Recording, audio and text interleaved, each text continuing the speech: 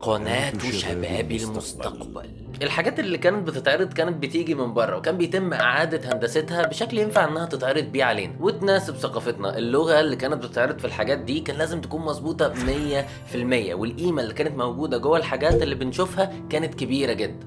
ما بك؟ ماذا رأيت في الحلم؟ أرجوك دعيني وشأني الآن. もちよ、怖い夢でも見たの？ ليمي! وإذا ما فزت أنا على فرح أن تعتذر إلي إن فزت. じゃあ僕が勝った時は夏美に勝利のキスをしてもらう。 لوح بيدك إن كنت بخير. حسنا، خشيت من أن تكون غارقا أو فاقدا لوعيك أيها الصغير.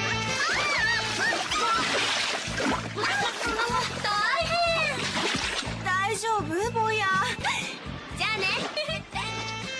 كتير بقى من الحاجات اللي بالشكل ده، فلما بقى فيه خمر